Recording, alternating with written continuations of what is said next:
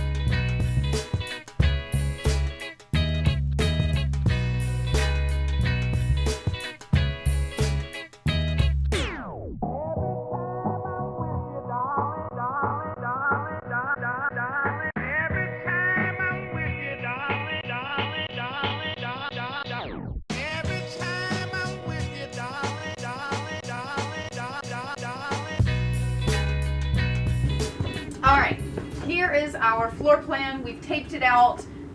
I hope you guys can see it. So right here is going to be seat number 1. We have Toyota Sienna seats that will be arriving here in a few days. And this is where seat number 1 is going to be. This is where seat number 2 is going to be.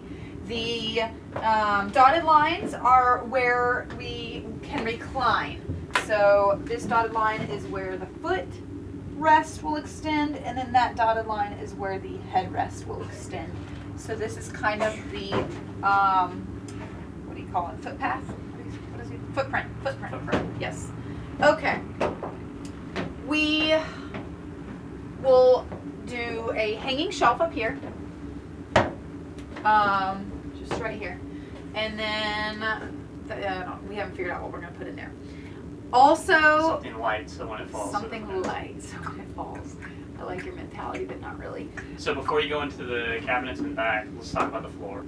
Okay, for the flooring, we are going to put some kind of poly insulate on the floor. Then we are going to bolt down some birch plywood onto the top of the insulation. And then on top of that, we are planning to put a laminate, some kind of laminate top. So it's waterproof and it's easy and cost effective.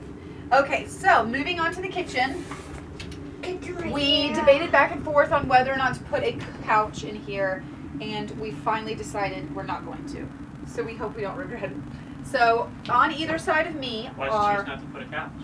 We chose not to put a couch because we have chairs right here, but also because we need storage. We have all these gorgeous windows, but they also take up all the storage, and there's something else that's going to be up here, which you'll have to wait and see for. So we really don't have that much overhead storage like most van conversions, so we needed the storage down here, more than what a couch or bench would offer us. So we've got cabinets on either side. Over here we're planning to put the microwave, refrigerator, things like that over here. And we already discussed this, or we're going to discuss it, some batteries and things like that to keep this thing running. And I guess I'll go into what's above this right here. So above this, up in the ceiling by probably a seatbelt, will be our bed. It will drop down and sit on top of the counters. So that is why we chose 2 counters as well for the support that they offer, right? That will be our bed up here, which is why we cannot do storage, which means we lose out on this awesome storage space. So right here will be our kitchen sink. Since the bed comes to here, we don't need a sink that's going to fold or anything like that. So we will have a kitchen sink here, our water tank right here, water heater possibly over here is what we're thinking. We'll have some over the sink storage for our kitchenware. And then over here we are trying to do a in the cabinet type cassette bag toilet, something like that. Tri-flush toilet. We're still researching. Yeah, we haven't quite figured it out. But we do know that we want it to go away.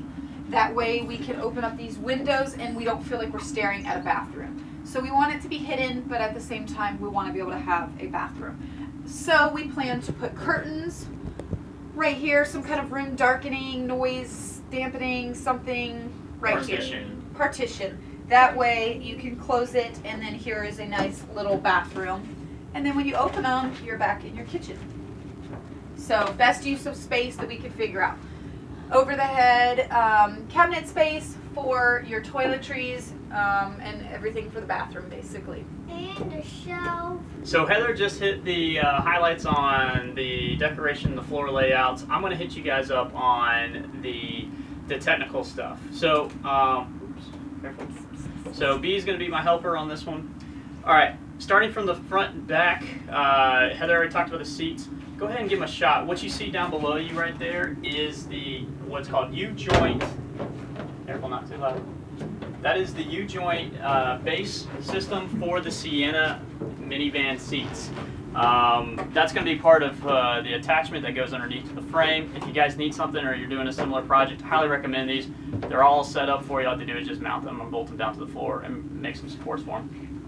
Next up, so Heather talked about coming from the seats back. So underneath the driver's seat coming this way is the battery. I'm going to install what's called a battery isolator. That's going to allow us to charge our batteries off the alternator. And then coming back to the actual batteries itself, we're looking between 400 amp hours is my goal of where I'd like to get to. Feeding that is going to be either the alternator, a shore power standalone charger system that you can probably pull off the shelf when I get to Europe. So it's going to go from 220 down to 12 volt. 220 down to 12 volt. And then the next one is solar panels. I'm looking for really small, between 100 watts to 200 watts, just something to keep it charging, keep the batteries happy while we're out gallivanting around. All right, so all those charge systems are going to go into our batteries. Batteries are going to be here. We're looking at a DC system as well as an AC system off of the batteries only. The DC side will run over to Blue Sea distribution panel. It's mostly going to run our lights, our fantastic fan, and our water pumps.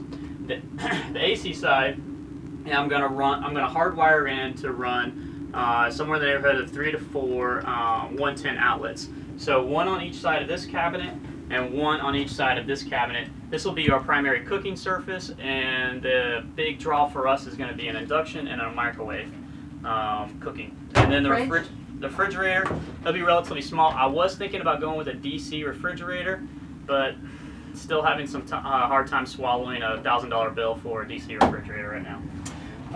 Okay, and so coming back, we hit the like hose everywhere. So the batteries, that's kind of wrap it all up from there. Yes, we're looking for a breaker. I'll do sub panels for each one of those. The next piece is the water system. Heather talked about the water tank being right here. We're looking for one of the quiet 3 gallon per minute. 2.5 gallon will be better, but I can't find a water heating system on propane that can go down that low. So water pump, water tank, water heater. And what you might have not touched on is the propane. The propane's going to be sitting back in this corner. And then once again, the toilet, no tanks, no black tanks. We are looking to do composting style toilets. I know it freaks everybody else in America out that have been doing it over in Europe for a while. That's kind of a big deal. Cartridge toilet is still on the list, but the sizes with this wheel well right here, can't really figure out a good solution, but I can figure out a good solution with a composting toilet because you can kind of move the bucket around as you need. Yeah, I said bucket. All right, we've been asked quite a few times, hey, why are you guys not buying an RV in Europe? You want to take that one? Yes, because we are going to be in Europe for a very short time, so we would much rather build here, and that way we have as much time as possible to go travel Europe and see all of the sites we want to see because we know it's going to go by in a heartbeat. Really want to hit the ground running. Yes, we don't want to spend any time trying to look for a vehicle, whether it's ready to go or not. Yep. In addition to that, my company's offering to take one vehicle over for us for this trip. And so this is us kind of taking advantage of that situation. So we won't have to do too much worrying about the importation and some other tricky parts for it. We do have to do a lot of research on compliance, EPA, emissions, and that's why we chose this vehicle, because it's already built on a European chassis. The engine might give us a little trouble, but so far everybody we've called and asked about it, they said you have, I believe it's 12 to 18 months, something like that. You can import a out-of-country vehicle and operate it there, and you pay a small fee. The last thing, we've had a lot of great comments. I think it was our last video where you guys have recommended a ton of technical, not in my ballpark, but he was talking about how awesome it was. So I just want to give you guys the thumbs up, if that's possible, because we really appreciate all of your recommendations, your suggestions. He's been researching nonstop for the comments and the suggestions that you guys have given. So we appreciate it. Thank you, thank you, thank you. So, I mean, that kind of ties into the last bit of why we're not buying an RV. It's because this is something we're emotionally tied to. We really wanted to see this happen. Yep. So we'll see where this one takes us. All right. And as always, don't forget to thumbs up our video, comment, and subscribe. Thanks for watching, guys.